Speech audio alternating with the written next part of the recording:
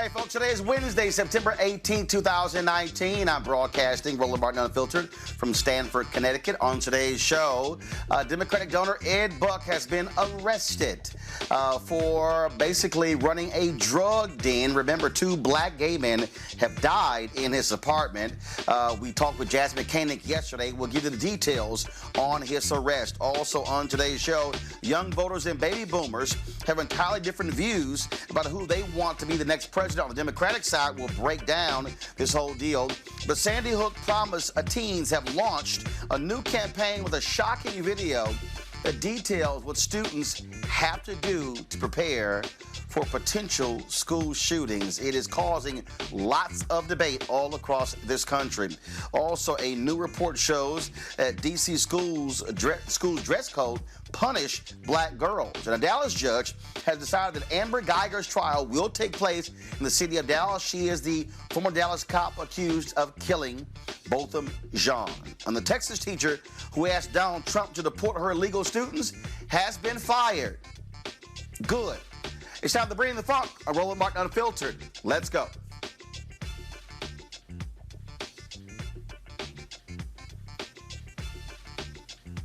Fine. And when it breaks, he's right on time. And it's rolling. Best believe he's knowing. Putting it down from sports to news to politics. With entertainment just for kicks, he's rolling. It's on go, roll, y'all.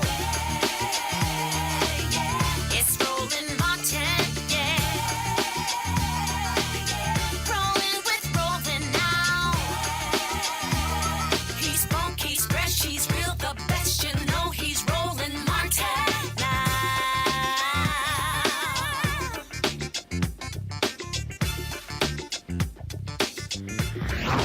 Martin.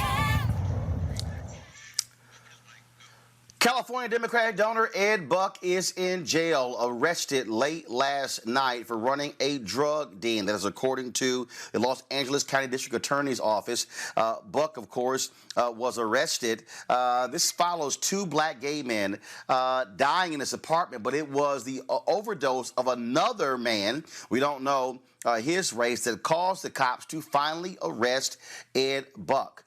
We, of course, have been one of the few media sources who really is focused on this. Jasmine Koenig, of course, an activist out in Los Angeles and journalist, she really has been raising the awareness, trying to get media and other outlets to pay attention to the case of Ed Buck. Now that a third person has OD'd, now all of a sudden they decided to actually arrest him. He's charged with 3 counts of battery causing serious injury, administering methamphetamine, and maintaining a drug house. Prosecutors said Buck injected the victim with methamphetamine at his apartment in West Hollywood on September 11th.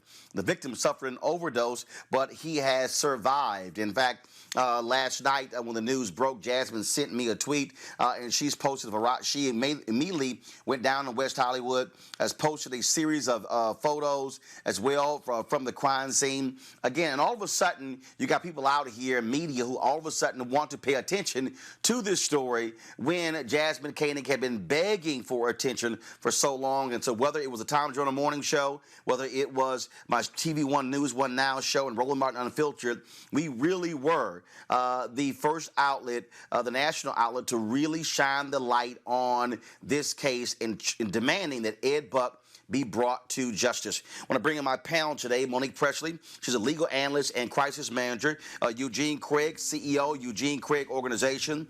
Dr. Julianne Malveaux, she is economist, president emerita, Bennett College. And Dr. Cleo Manago, political and behavioral analyst. I want to go to you, Monique, first. The fact that the district attorney's office finally decided to charge Ed Buck, 2 black men already dead. Now you have a third person ODing. People have been saying finally, and that's really what this is about, justice with this guy. Well, there's justice when justice is done. An arrest is not a trial or a sentencing or a conviction or any of those things that would mean that someone is actually going to pay for crimes if crimes have been committed. So I am glad that this has happened because there have been too many things terrible things to go on surrounding this one man's actions for there not to be some action taken. But in these United States, I'm sorry, I'm reserving all possible signs of optimism. Of course. And I Cleo frankly don't know why Monago, people are so excited. Well, the excitement, first of all, Monique, it's is not a the question of arrest. excited. Well, one second. Here's what the issue is, and this is what it boils down to, Cleo Monago, and that is Jamel Moore, African American, injected by Ed Buck, dies in his apartment. Then you have a second man who dies in his apartment. And again, folks like Jasmine Koenig were begging for there to be a real investigation. Ed Buck, prominent Democratic donor, has given lots of money to individual candidates as well. And frankly, the Los Angeles County Sheriff's Department and the Los Angeles District Attorney's Office were not doing their job in conducting a real investigation. And so the reason folks like Jasmine Koenig and the family of Jamel Moore are thankful is they find this guy is in handcuffs. And there's a real opportunity for him to again to meet justice, because he frankly has been running scot-free. And in fact, Jasmine posted a photo of another young black man who Ed Buck had invited into his apartment and then decided to throw him out and then call the cops on the guy. So this guy is a predator. He absolutely is a predator. And I agree with what Monique said, though. And also another element to this is that so far the talk is about him possibly getting charged with something like a 5-year sentence. That's nothing. Well, no. Here, let's be clear. He's been charged with 3 counts. Right. Now, in terms of what the sentence carries, that's different. And so, again, that's what there are 3 charges. Go ahead. Okay. Well, what's in the press? What's in all the press is that they're talking about potentially 5 years. So that's really, even if indeed that occurs, two people die. And so that's really kind of Right. almost sentence considering what he's done. But the other issue I think is important for us to look at is that Los Angeles has a relatively large community, and this happened, a homosexual community, and this happened right in West Hollywood under the watch of that community. And that community knows how to create a commotion when it's upset about something that it doesn't like. And they never created a commotion about this death factory that this man had right in West Hollywood. Yep. They never said anything about it. So I'm glad that he finally was arrested as well. But again, we need to look at the fact that there's the negligence from the local community, and the charges are really small compared to what he's actually been accused of. And Julian Malveaux, that is absolutely right. Jasmine Koenig and others had to essentially embarrass white gay folks in Los Angeles to stand up and fight against Ed Buck. And there were Democratic candidates who were resisting giving back money that he had given to their campaigns. That's, Roland, that's the disgrace of the whole thing. I mean, Monique is right when she says we're not optimistic, but the arrest is progress. But when you look at the list of donors, you're talking about Ted Lieu, who's been out there talking about impeachment, talking about all this stuff. He has gotten major money from Ed Buck. You look at the rest of the names, you see prominent Democrats who've gotten money from this man. Meanwhile, this man is killing black people, killing black men, and luring them into his honeypot and then killing them. This is just absurd, but it really does speak to, when we talk about Black Lives Matter, Cleo, it's not only the GBLTQI community in LA, what about the black community in LA? Why aren't we mad that this white man brings these young black men into his home, injects them with all kind of stuff, kills them, and is still walking around hobnobbing at receptions? Well, I went to Ed Buck's home with Koenig. Hold on one second. I want to bring in Jasmine Koenig right now, who joins us by phone. Jasmine, Julian made that point in terms of, look, you have been on this from day one. You've been reaching out to me. I've been retweeting and posting and having you on these shows. Yeah. And so give us a sense of the reaction, again, when this whole thing started. What was the black community's reaction? What was the white gay community reaction to when you were sitting here saying, hey, Ed Buck needs to be held accountable? Yeah, so let me just make this clear. The black community was very supportive and has been, look, from the black media to the African American caucus of the Democratic Club, it was the African American caucus, and rest in peace, Darren Parker, who was our chair, who recently died, but it was him who took me into the caucus to push the entire party. It took the African American caucus to push the entire California Democratic Party on this issue, because at the time the chair of the party was Ed Buck's best friend. Okay, so I just want to be clear that Black people in LA have been very supportive. As a matter of fact, I was at a Democratic club meeting for New Frontier Democrats last night when I got the message, and I announced it in the club, which is our oldest Black Dem club here in California, and the whole room erupted, and everyone was ecstatic and happy. The white gay community, that's another story. Okay, now, yeah, the white gay community, there's a lot of work that needs to be done there. I'm not going to say there was no one in the white gay community that was supportive, but overall, did I get the sense that the white gay community thought that this was an issue and wanted to do something about it? Absolutely not. Were there people in the white gay community who separated themselves? Right. Yes, and they did help. And one of the things that, again, Jamel Moore's family, and what was the second gentleman who died in Ed Buck's apartment? Timothy Dean. His name is Timothy Dean.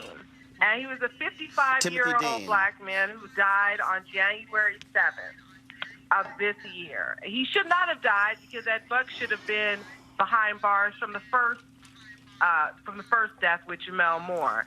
And let's be clear, people, this is the beginning and not the end.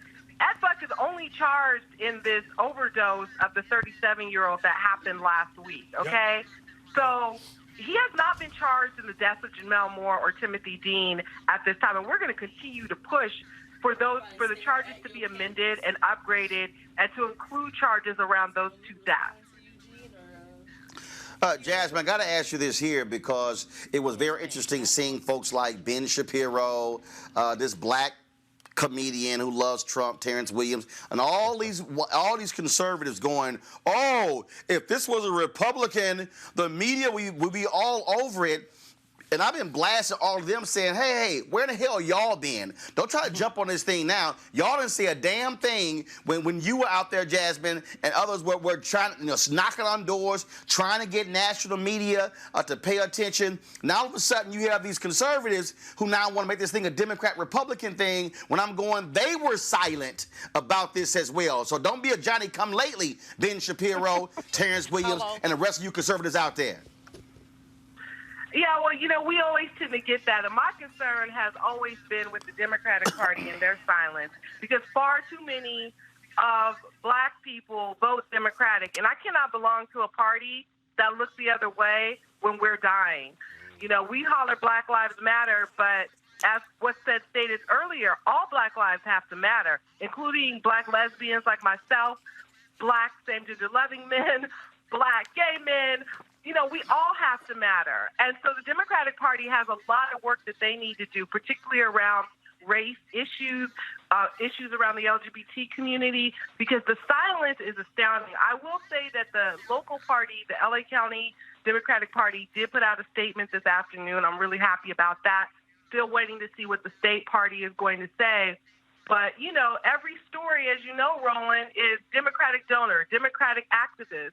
And rightfully so. The man has given over $1 million to candidates and elected officials in the Democratic Party. And so it would make sense that the Democrats, the party for all, the party who gets nearly all of Black people's votes, would take this seriously and have something to say. Well, Jasmine Koenig, you have been, of course, on top of this from day one, and we appreciate your activism, always reaching out. We appreciate you, Roland. We appreciate you. Thank you so much for having me on your show, for having Ms. Nixon on your show, for keeping this whole issue of these two men's lives out there on your platform. So, I love you. We've been around. We've been friends for a long time, but I just got to say I really appreciate what you do and how you do it. Well, I appreciate it. You keep us up to date, and we'll be following this case to the conclusion. Thanks a lot, Jasmine Koenig, live from Los Angeles, discussing the Ed Buck arrest in L.A. I want to go to Eugene Craig. Eugene, get your thoughts on this. I'm going to go back to Cleo. Eugene, go ahead. Yeah, I mean, look, it's a tragedy. This is just the start of justice. Hopefully, the other gentlemen' lives are avenged that were lost dealing with Ed Buck. But look, the candidates that accept the money from him should give the money back. And the L.A. prosecutor, the overzealous prosecutor when it comes to other things, needs to be extremely zealous when it comes to this. Cleo. There have been black people in L.A. I go to L.A. a lot because I'm from L.A. and my mother is in L.A. and I go to see her. And I've been to Ed Buck's home a few times. The last time I was there, Jasmine and I were both there, and I wrote a few pieces about that experience. One of the things that concerned me was the dearth of people who were in front of his house protesting. I know there's people who care about the issue from a distance and probably were at the event that Jasmine was at where they clapped to hear about the arrest. But when it comes to community presence, feet on the ground at this dude's house, in front of his murder den, we weren't out there. And not only was the black community at large not there, but same-gender-loving people and organizations in Los Angeles were not there either. So there's paralysis all over the black community regarding stepping up for this issue.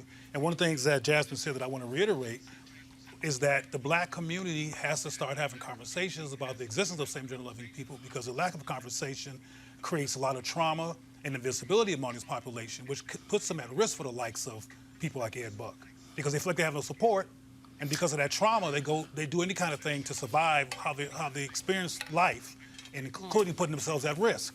So we need to stop ignoring this population, because they're also victims of human trafficking, they're victims of prostitution, all kinds of things, because of the lack of community, explicit and blatant community acknowledgement of this population. So we have work to do. And Monique, from a legal perspective, obviously he's been charged with this overdose, this third overdose, and we're still waiting to see if they're actually going to pursue any sort of legal case as related to the two men who died in his apartment in the last year.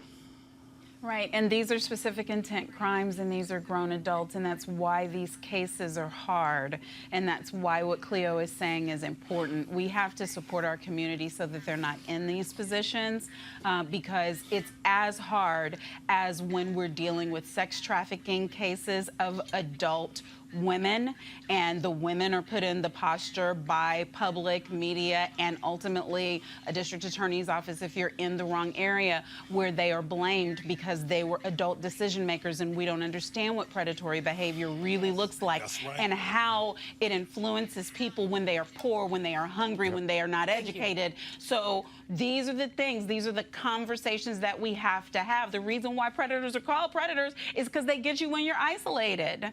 You know, they take you away from the pack and pounce. So, Roland, these matters have to be looked at, yes, from the position of law enforcement and legal issues, but that's where the hard work is. The better work should be done keeping our folks out of these positions and getting the education and the message out there. Roland, I'm glad that Monique raised the economic piece of this, because we're really talking about people who don't have. Yeah. You know, people, and the population that I think has been extremely vulnerable, that's not talked about a lot, are transgender women. There have been a rise in the deaths, the killings of transgender women, and many of them have, of course, been prostitutes. But being a prostitute doesn't mean that you get a murder sentence. That's right. And we have people, you can't make money if you have discrimination in the workplace. So you're going to try to make money however you can. You can't eat with gender discrimination, so you're going to try to make money however you can. And our community has been deficient in surrounding these folks with our love and support. We've had too many, especially pastors, but not only pastors, look askance at these folks' lives and judge their circumstances based on their lives. Why were these men? I've heard people talk about in the case here, these were. Yeah, in case these were two men, these was two men. One of the issues you talked about is, again, individuals who were also homeless. And so, yeah, people who there in L.A. say Ed Buck was preying on these young black gay men who did not have the resources, and then offering them drugs as well. And so, yes, the economic piece certainly is what has been talked about in this particular case. But Roland, I have to say that, and I got to really emphasize this and underscore this, trauma and isolation is not something that only is owned by poor people. There are people with money and people who have means who feel a sense of cultural or sexuality dismissiveness. They go in isolation based on these things, who put themselves at risk. I mean, I can tell you some stories about clients I've had who were very wealthy, who had self-esteem issues, who put themselves at risk in parks and did all kinds of things because they were struggling with self-concept. So we do ourselves a misjustice. If we keep, even with people with HIV, Magic Johnson wasn't broke. You know what I'm saying? Eazy-E, Max Robinson. I can go on a long list of wealthy people who put themselves at risk because they live in a society across class that doesn't invite them into the conversation in ways that are neutral and not abusive. But Cleo, the ones who are poorer All right, folks, are much more vulnerable. Actually, folks, 30 seconds. 30 seconds. Go ahead, go. Economics makes a difference. The ones who are poorer are much more vulnerable. I'm acknowledging, not diminishing anybody's pain, but if you are homeless and someone offers you some place to sleep, you go sleep there no matter what happens. If you're hungry and someone offers you a meal, you go eat. Poor people are acknowledged. You and Monique both, and I agree with you said, have acknowledged poor and working class people. What I'm trying to illuminate based on my experience in my profession, that there's people with all kinds of money who are at risk as well because they might be financially wealthy, but they're culturally broke. Yeah, and self-conceptually broken. I'm not arguing your point. I'm just undermining. Okay, folks, what? I got fully understand that. We got tons of stuff we got to get to. I got to go to a break. We come back. Some Sandy Hook teens have put out a controversial video that has lots of folks talking. That's even had some Sandy Hook parents angry with this particular video as well. We're going to show it for you and can't wait for that conversation. That's next. Roland Martin Unfiltered. You want to check out Roland Martin Unfiltered? YouTube.com/Roland S. Martin. And subscribe to our YouTube channel. There's only one daily digital show out here that keeps it black and keep it real. It's Roland Martin Unfiltered. See that name right there? Roland Martin Unfiltered. Like, share, and subscribe to our YouTube channel. That's YouTube.com/Roland S. Martin. And don't forget to turn on your notifications so when we go live, you'll know it. All right, folks, you heard me talk a lot about marijuanastock.org. Why? Because I want to keep you informed of investment opportunities that make sense. We've all watched the growth of the cannabis industry. A recent report by New Frontier Data estimates the global cannabis market at more than $340 billion. Of course, marijuana legalization is sweeping the country state by state. We know that marijuana has a good cousin, the hemp plant, with a much higher concentration of CBD. That means hemp gives you all the medical benefits of marijuana without getting you high. Until recently, hemp farming was practically illegal in the U.S. and heavily regulated by the DEA. However, the 2018 Farm Bill recently passed in Congress, making it legal to grow hemp CBD in the U.S. and creating one of the largest commodities worldwide. They need land to grow all of the plants. Folks, this is simple. It's an incredible investment opportunity. And that's where our good friends at 420 Real Estate come in. Their business model is simple. They buy land that supports hemp CBD grow operations and lease it to licensed, high-paying tenants.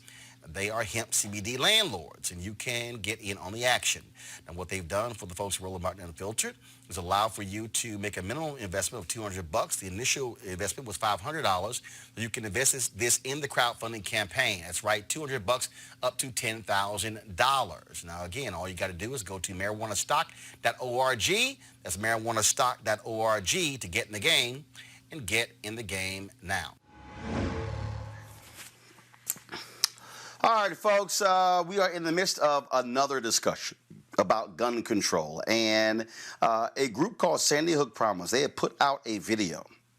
And it's really gotten folks talking all across the country because they really hit folks square in their mouth when it comes to this issue. And so watch this video, and we're going to come back and talk about it. This year, my mom got me the perfect bag for back to school. These colorful binders help me stay organized. These headphones are just what I need for studying. These new sneakers are just what I need for the new year. This jacket is a real must-have. My parents got me the skateboard I wanted. It's pretty cool. These scissors really come in handy in art class. These colored pencils, too. These new socks, they can be a real lifesaver.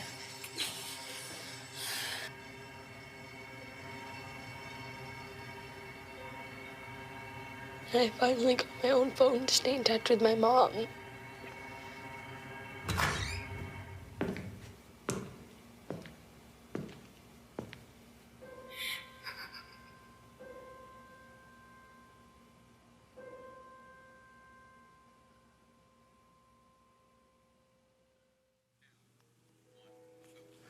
Damn, Eugene. Yeah, that was tough. You know, but it's a reality. It's a reality that we're living in right now because of inaction when it comes to gun control, reasonable gun control. You know, Sandy Hook and the kids' lives that were lost there. There should have been a moment of action. Parkland should have been a moment of action. You know, the Vegas shooting should have been a moment of action. These are all moment of actions that, you know, should have resulted in actual action. But no, here we are having the same conversation around, you know, what our children are now living in a new reality of being fearful of their lives of a, you know, mass shooter. This video, Monique, I believe, is one of those things where it's amazing as I watch people's responses. This is a nation that I keep saying loves guns, but hates it when you're in your face. Hates it when you put something like this out. And it's very interesting when we're watching all these different people respond and react to this video because some say, oh, this is just too much.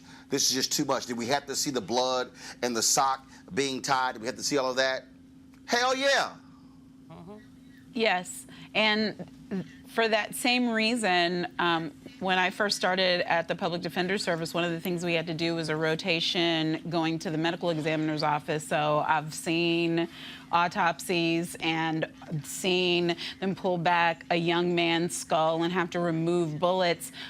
These are things that need to be in people's faces so they understand what kind of trauma and impact there is. It's not until you've been with families. It's not until you talk to children who have lived through the trauma of being out of school where they've had to shelter in place. It's not until you've seen, as I said, the injuries of young men and women who are killed at the hands of people with these weapons that they should not have, that belong in an army base somewhere, that are not for hunting or any of the other excuses that we use in this country. So to me, the United States on this issue is like the United States is about every other issue we don't want to deal with. You don't want to look at it head on. Racism, sex trafficking, gun violence, it's all the same. Let us keep what we have and stay with our heads in the sand about the reality of the pain that's being caused. Roland, I was Cleo, go ahead. I was very moved by the commercial, but I had a parallel thought at the same time. Sandy Hook is predominantly not black in terms of its population.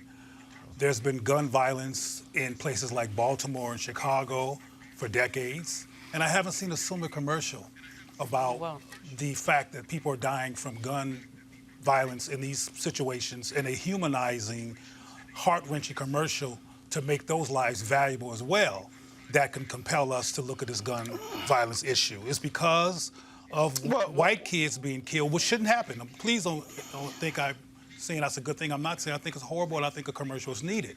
I'm just talking about equity here and human equity across the spectrum. But what I wanted to say to people though, that Sandy Hook Promise, which is an organization founded by members of the Newtown, Connecticut community, look, they put this video together, and so the reality is they put this public service announcement together, have distributed, and that's what they did. And so, I mean, you're absolutely right. But I'm sure though that if we look, that I'm sure there's probably some African American out there who's done something similar. But the question is, did it get the same level of national attention? Exactly. You know what, Roland, though? One of the things I would say about the Parkland young people, and remember that when they came last year, they brought African American young people to the stage. They had the King granddaughter on the stage. They were making the connection, and we're counting on younger people, because obviously our generation is just bankrupt around this stuff, but counting on them to make the connection. The Parkland, the video that we just saw obviously didn't deal with diversity as much as it might have, but the issue of gun violence cuts across race and cuts across all kind of lines. Who in the you-know-what needs AK 47 with I don't know how many rounds in it. We've seen the stories, and Cleo is right. One of the things that frustrates me is the number of young black kids, especially here in Washington. We see the stories every day. There was a story in the Post over the weekend, a young girl whose twin was killed. And so she's dealing with that. And it is trauma, and it is isolation, it's all of those things. But we have to, this is one of the cases where I think we can build coalition. I think we can really build coalition on racial lines between rural and urban, because basically fools got guns and fools support fools with guns, and somebody needs to do something around the National Rifle Association, because they have too much power, so that, you know, the president kowtows to them, Mitch McConnell kowtows to them. He says he won't do anything unless 45 says it's okay. That's not how legislation is supposed to work. Well, but Monique, it was very interesting. I remember. Sorry. Monique is real interesting. I remember when Sandy Hook took place, and there were a number of people who said that the parents should do what Mamie Mobley did: open caskets or publish the photos themselves. And again, there are people who were saying, "Oh my God, that's just too much." But the reality is this: Mamie Mobley's decision to have that open casket is what Rosa Parks remembered when she sat on that bus. It's what I remember talking to people like Tim Reed. Muhammad Ali talked about that. You had a whole generation of African Americans who said it was the publication of that photo on the cover of Jet, on the cover of Chicago Defender, that caused black folks to say, we're taking this thing to a whole nother level. And it was interesting when people were saying the same thing should happen with Sandy Hook. And so this video, I think, is another one of those, not as graphic, but in your face, to say, this is exactly what's happening with our kids in school, the kind of things that they're having to deal with. Right. And, you know, I mean, that's a parent-by-parent type decision. There were many parents who were involved with the things that went on in Newtown who did not want to remember their own children that way. And so those are very intimate, personal decisions. And I think the decision that Mamie made was one that aided and furthered the cause of our nation. But I would not, as a parent myself, require or expect or lean upon any parent to make that kind of decision for the sake of the nation, when what they really are doing is dealing with an individual loss. I am thankful that they came together and that they made this, and I pray that those faces reach the hearts and conscience of this nation the way everyone else in the world is dealing with gun violence, except for us. I disagree I don't disagree with Cleo. Obviously, Black lives matter. But my issue is when something like this happens and they took it upon themselves to do it, like, I can name 10 Black people with means right now to do the same or an even better film and use all Black faces if that's what they want to. So I don't have any criticism of the people who did this. It's on us to do the same in our community, and we have the means, and we have the resources, we have the opportunity, we have the market, we have the clicks. Seriously. You know, we have. Seriously, Monique. I mean, I hear your passion and I feel it. But if Black people did it, wait, Julianne, wait. Monique, finish your point. Then Julianne. Okay. My point is, we right now, in terms of the people who have eyeballs on TV screens and digital markets and movies, we're way up there in the numbers. We spend the money on this. So we control that market. So it can't, to me, be said that if we put our resources together to get behind something that Ava is doing, like with the Central Park 5, or get behind another film that's being done like Fruitville, those are things that Black directors, producers, Black money put together, and we supported, and they received critical acclaim. So I don't think that there are any excuses here for why we can't prioritize our own children's lives. We don't need to wait for white folks to think that we matter. We know we matter. At the same time, Monique, what I'm saying, I mean, like I said, I applaud your passion. I think we all share it. I think that we're all very disturbed about what's happening in our inner cities. But I'm saying that all your 15 people who you say could put something together, would it get the same kind of eyeballs? I mean, Roland would show it, he get his million folks, and we love Roland for the work he does. But I mean, this thing has gone viral. Wait, wait, hell no, I got 2.4 million. Okay, excuse me, Roland. I apologize. 2.4. Let's just call it 3. Don't be shorting me. Don't be. Okay, I'm gonna round it up and call it 3. How's that? We'll round it up and call it 3. But here's the point. The point is, this stuff has gone on mainstream media, with anti-black racism. Our lives do not matter in the same way. And we would be delusional if we don't acknowledge that. What's happening in our inner cities, what's happening with these drive-by shootings with these little kids, is that police don't even spend that much energy trying to solve these crimes. Yes, we have to take this thing by the throat, and yes, we have to be passionate and focused, but we also have to confront the anti-black racism that makes a white child's life more important than a black child's life. We have to be clear about that, and we have to struggle with that. We have to ensure that these police forces who don't investigate our children's death, that they are held accountable. And that means when the President of the United States is saying something about Chicago, even though it pisses us off, because we know that black-on-black crime is rooted in poverty and it's rooted in socioeconomic structure, it's rooted in over-incarceration, it's rooted in a drug battle that was kind of imposed upon us by a prior president's decision-making. We get all of those things. But we know that there's war on the streets, and when people who are not black want to talk about that, then black people get offended. And well, why don't we talk about white-on-white crime? And white-on-white crime. Most crime is intra-racial. Crime and death through gun violence is most crime is intra-racial. It is that, and it's death through gun violence. And what I am saying is, we have to show that we care by willing to acknowledge the problems, no matter what. We can't try to excuse it away to say that one is more important than the other. So yes, school shootings matter, movie theater shootings matter, shootings on a street in Chicago matter, shootings in DC and Southeast matter. All of it is gun violence.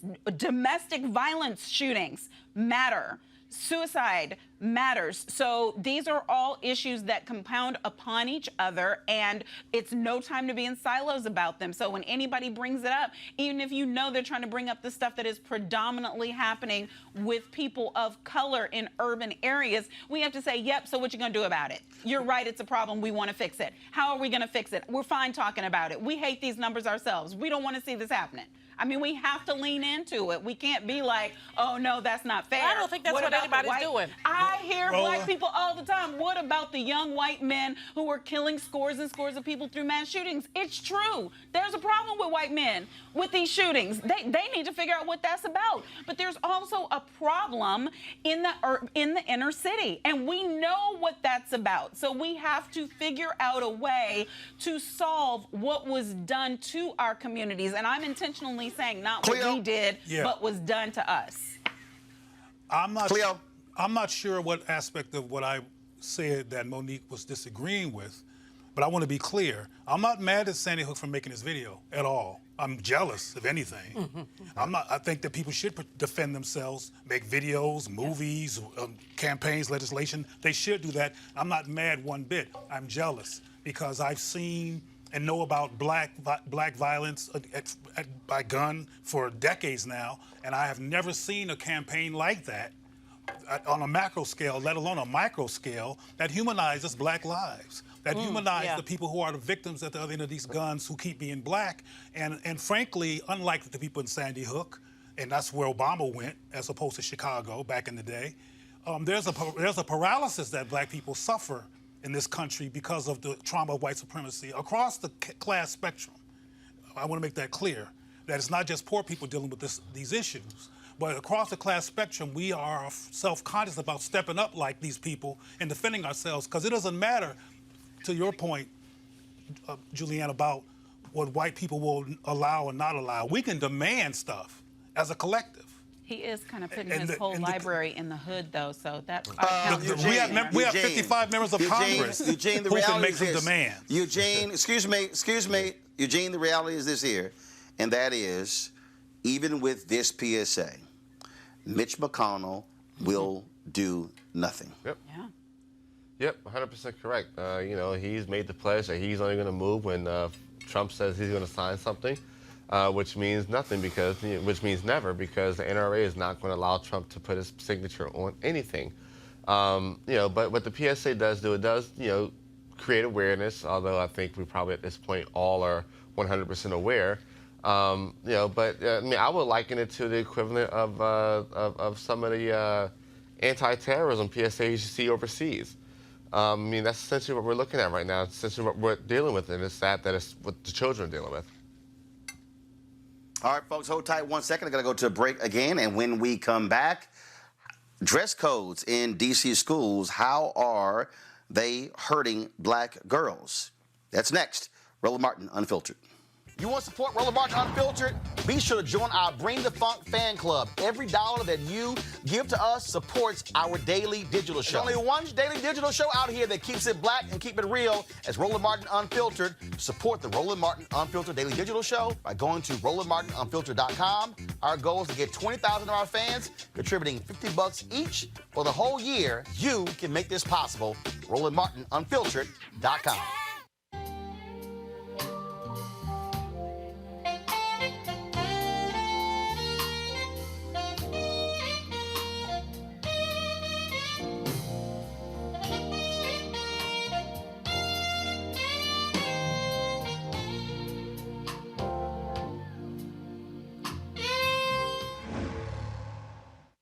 All right, folks, Luxe Jazz is the experience of a lifetime, delivering top-notch music in an upscale destination. The weekend-long event is held at the Omnia Day Club Los Cabos, which is nestled on the Sea of Cortez in the celebrity playground of Los Cabos, Mexico. The Luxe Jazz experience offers the ultimate getaway for discerning jazz aficionados by pairing an upscale international destination with luxury accommodations, fine hot cuisine, top-shelf libations, breathtaking golf, exhilarating spa, health and wellness options, and much more, while showcasing some of the biggest names in entertainment. The second annual Luxe Jazz experience continues to build upon its success and heritage with Jazzing Around Los Cabos, a celebratory expansion of accomplishing its goal of sharing all the finest the destination has to offer, including daytime excursions and mini concerts, including the Spirit of Jazz Gospel Brunch and Jazz Sunset Cruise. Confirmed guests, comedian actor Mark Curry, Gerald Albright, Alex Beaumont, Raul Madon, Incognito, Pieces of a Dream, Kirk Whalum, Average White Band, Donnie McClurkin, Shalea, Roy Ayers, Tom Brown, Ronnie Laws, and Ernest Quarles. Man, that's a hell of a lineup. For more information, visit the website at LifeLuxeJazz.com. It's LifeLuxeJazz.com. Also, we'll be broadcasting Roland Martin Unfiltered from Los Cabos the Thursday and Friday. And so you definitely want to be in the house, folks. It is an amazing experience. I can't wait for it all to happen. So go to LifeLuxeJazz.com to sign up today. All right, folks, black girls in D.C. say that the enforced dress code is unfairly targeting them. Of course, an analysis was done by the National Women's Law Center. Joining us right now is the author of that report, Nia Evans. Nia, welcome to Roland Martin Unfiltered. Thanks, Roland.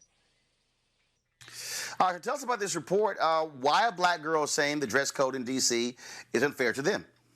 Sure. So right now in DC and across the country, Black girls are missing out on an education because of what they are wearing and because of what they look like. And they're sick of it. That is why we wrote the report. So right now, Black girls are being suspended because of dress code violations. In Washington, D.C., my home, Black girls are more than 20 times more likely to be suspended than white girls are. And it's not because they're misbehaving more. It's because they get targeted and punished for really minor and subjective offenses, things like looking mad and dress code violations. Black girls are tired of being stopped in the halls, of having their bodies over scrutinized. They're tired of being told that they're a distraction, that they need to change to avoid tempting boys. They're tired of this and they're taking action. And so how are they taking action? Sure. So last year, we co-authored a report with 21 Black girls in DC. We found all of these problems, similar to the ones that I just outlined, and they took action. They organized protests. They organized campaigns. They talked to their parents. Parents started to lobby schools. administrators and educators had to come together and respond to this really amazing groundswell of activism that was led by Black girls. They wrote this report in April of 2018, and a year later, the report that we just released outlines all of the work that they have done in Washington, D.C. to fight this. So they have been working with their school principals, they've been working with their parents to really convene conversations about how dress codes target Black girls and about the policies that they want to see instead. What has been the response from the school district? So largely, we've seen Black girls be leaders, really take a leadership role on this. And in some cases, they've been successful. So we outlined in the report a few girls who organized a lunchtime protest, who got their school to walk out of lunch in protest of the dress code. They were tired of there being more rules for girls. They were tired of there being rules that were really rooted in racial stereotypes. They were tired of missing class because of the dress code. And they succeeded. The principal had to come to the table and have a conversation. And he started a community dress code task force that ended up with students being able to rewrite their school dress code. So there are some examples like that where we've seen students take action and school leaders really respond. But more often than not, we've seen students bring this issue to their administration. We've seen them organize protests. We saw in one school, Black girls organized a head wrap clapback because girls were getting in trouble for wearing head wraps in school. And so a group of girls said, you know what? This is who we are. This is authentic to us. This is not a distraction. We're going to wear our head wraps in school. And they lobbied their administration to change that rule. And the administration wasn't receptive. They didn't change the rule. So we've seen some examples of students really taking this issue, and we've seen adults respond to them in good ways. But we've also seen many schools not respond. And the district, Washington, D.C. as a whole, is not responding in the way they need to. Even though Black girls, again, as I said, are more than 20 times more likely to be suspended for minor and very subjective offenses in school, DCPS, public schools, they've barely treated this like an issue. Nia Evans, the National Women's Law Center. We surely appreciate it. Thanks a lot. Thanks. Monique, I want to go to you. I mean, I think about the story we did last week of the biracial sister in Alaska who was disqualified because one of the judges said that her butt cheeks were touching, and so therefore, you know, the swimwear was inappropriate. And we find out that she's biracial. She has curves, and it was a school-issued swimsuit. We see other examples of this all across the country where Black girls are being sexualized at early ages, and again, things are being said about them which are different from white girls the same age. Right, and then those very same things, the white girls that aren't getting it said about them, the white mamas are trying to be like that. Listen, it's cultural appropriation in the adults, right? But then with the young girls, we are not just over-sexualized, but we are just prevailed upon every place that we turn. So young Black girls aren't safe in the streets. Young Black girls aren't safe in the supermarket, aren't safe at the movie theater, and are not safe at school. So we can put the same uniform on two girls of the same age. You have different body types, and not that it's inappropriate or that it's overly suggestive in the way that it's worn, but just because it actually fits. And they have no idea how this affects a young woman's image growing up. I have a young Black girl who is 13 and fierce and gorgeous and got way more mouth even than her mama, if that's ever possible. No. But she was rocking a curly fro to school today, and she is powerful, and all I am trying to do is save her from the madness of this world that would make her feel bad about things that as soon as she gets a little bit further down the road, she's gonna go, oh wait, but y'all want to be like me. So my message to the Black girls is stay in the race, sister girl, because the thing that they hate about you is the thing that they're trying to cover up and suppress in you. And mamas, let's stick together and stand up for our girls the way they did in this instance. You know, Roland, A daughter got more mouth than you. Oh my God. Go I ahead, named her Juliana. Grace just to make it safe. Oh, Lord. well, that was her cover. That was clearly her cover. Roland, you know, the history of the over-sexualization of black women is as early as our coming to this country, as enslavement, as the notion that no one was even ever charged with raping a black woman until after the 1950s. And even then, when we were raped, we wanted it. And so while I support Monique 1,000%, I want to meet little Miss Grace because I want to see who got more mouth than her. But the other piece of this that's really important is that while we support our girls, we must hold these school administrators accountable. Yeah. I mean, I was looking at something that was online about this particular story, and you have these stupid white people writing, well, you shouldn't wear a halter top to school. Well, nobody said that anybody has worn a halter top to school. These girls are wearing their clothes. They're minding their business. But the subjectivity is such that whatever a black woman does is going to be over-sexualized. Whatever black girl, sometimes these girls as young as 10 or 9 years old, sex is not on their mind. But these schools, because of their anti-black, not anti-race, anti-black bias, choose to see black women through a lens that's dismissive. And so you can look at black women and kick them aside and say, and they're not women, they're little girls.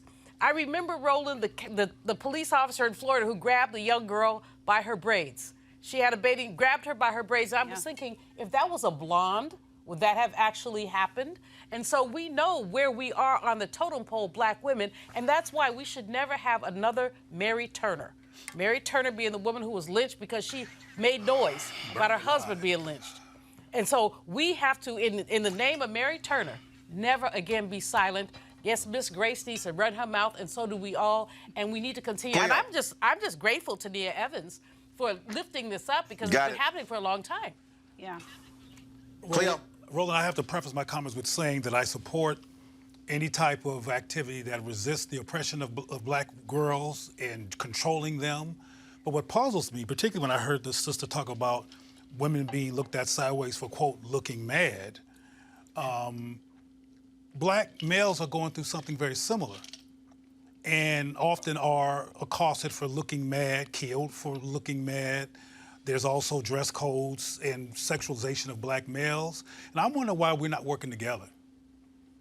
I think that it's important to focus on particular issues because they need particular focus to resolve them when they're peculiar. But when they're similar as black people, I am just puzzled by that, males and females, black people, who are both targeted because of how they look, their hair, like we talked about the sister or the biracial person who had the quote-unquote body issues that she had to be confronted by. Now we know about the guy who had the hair cut off, who had the locks, the wrestler. So we're going through similar things, and I'm concerned about us shadowing each other instead of shining light on each other so we can collectively resolve these issues. It's concerning me. And also, Eugene. I know that... Cleo, who says we're not working together?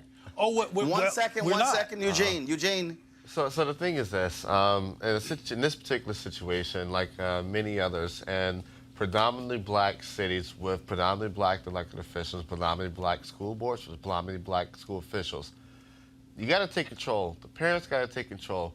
We cannot continue to allow our children to be weaponized and harmed, right? We cannot continue to allow our children to be assaulted by oppressive figures and oppressive structures.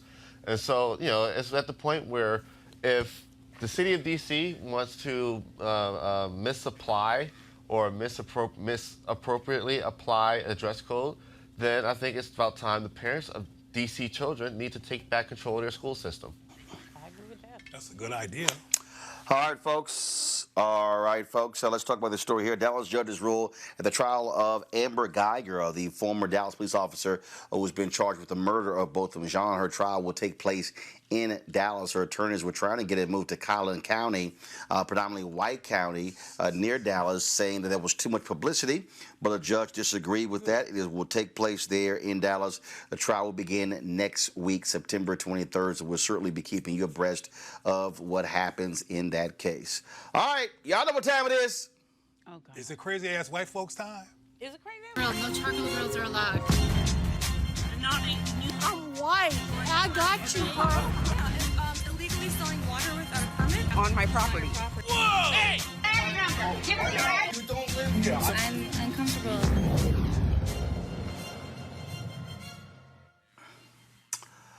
All of you black English teachers out there, there's a job opening in Fort Worth, Texas. Georgia Clark, an English teacher in the Fort Worth Independent School District, she was the one who actually posted some social media comments telling Donald Trump, that's right, get rid of these illegals, including the ones in her classroom. Well, when the Washington Post publicized those particular tweets, let's just say it didn't sit well with the officials there in Fort Worth. Poor little Georgia, she out of a job today. I feel so sad, Eugene. I don't. Not. I don't. You know, what makes it so much more egregious is that she's targeting kids, right? Kids that have no control over their lives. But look, you want to expel your racism, at least do it with somebody that can provide a fair fight to you. Don't do it to somebody that can't fight back. And so I think the school district did the right thing, fired her. I think her teacher's license should be permanently revoked. Same thing I feel about police officers that do similar things. You commit I think there should be a federal law, and I think every presidential candidate should take it up. Somebody commits a racist crime, they should have their professional license suspended or revoked permanently. I couldn't agree with you more. This woman is amusing. I keep saying, Julian, every time one of these white folks lose their mind, black folks should line up and apply for their jobs. I agree with you, Roland. Even more than this woman does not know. She knows what these young people's ethnicity is. She doesn't know whether they're legal or not. So this whole notion of threatening Latinos with deportation, it is bullying. It's ridiculous, and she does not belong in the school system. But this is a tip of the iceberg. I was at a community college very recently in the Southwest, and actually a student told me that when she complained about the teacher's uneven application of a rule, the woman came back and said, I can have you deported. Huh. This was a kid. She was 19 years old. And because she said, this isn't fair, I would have you deported. So this is like the should I say Trump card? For a lot of people, when there are disputes with undocumented people, we really have to do something about that. We really have to tell folks, as Eugene says, if you do this nonsense, not only are you out of a job, but we will shun you, we will mess with you, we will take you viral and all of that. But Roland, this is where advocacy groups fail, as far as I'm concerned, and this is where plaintiffs' attorneys that bring cases often fail. They get what looks like a remedy in that something happens to one person who we know did something so blatant that it required action. But what should be going on right now is that advocacy groups and PTAs and just mama and daddy on the street in that community need to be requiring from that entire school system that they go through sensitivity training, that they go through a reboot on their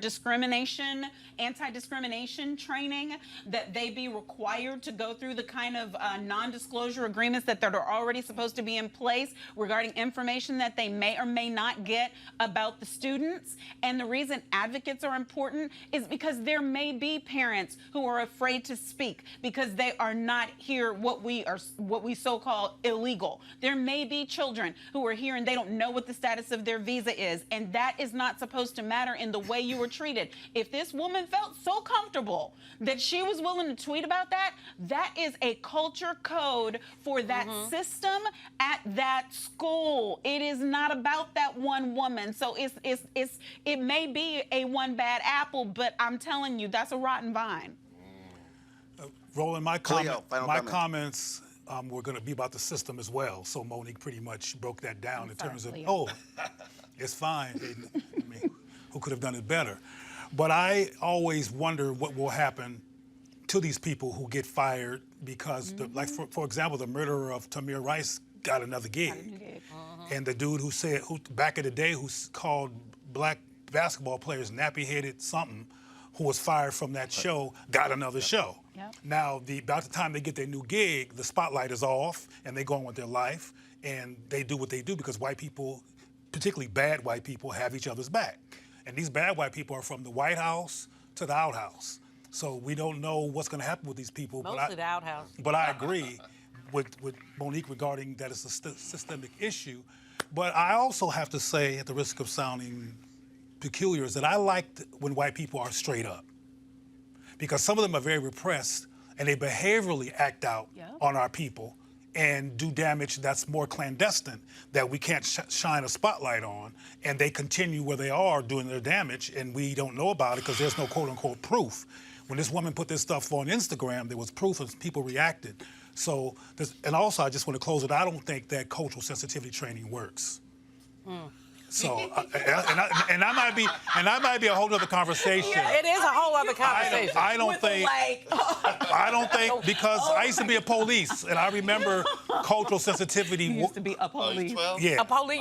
I used to be a police. You were the popo? I was a popo. I was a sheriff. I was a deputy sheriff in East Los Angeles. You used to be a police. Okay. And it did not work. The cultural sensitivity stuff was superficial. It was playing into white people's issues, and I would have to see the curriculum. And they do it. They do it holding their noses. I mean, you say you have to do, anti-bias training. They don't want to do it. They do it. They do it with their dragging their feet, and they mad, and the mouths are poked out, and then they say, okay, I did racial bias training, so I'm not racist anymore. And they learn the code switch. Do it, and then you have monitors shadowing in the classroom, and it has to be from a neighboring jurisdiction. There is a way to get this done that works. That's the same thing as with the police force. You have to cross-pollinate. You have to use federal resources, but it can get done. It can get cleaned up. We can't just lift our hands and say, well, throw this whole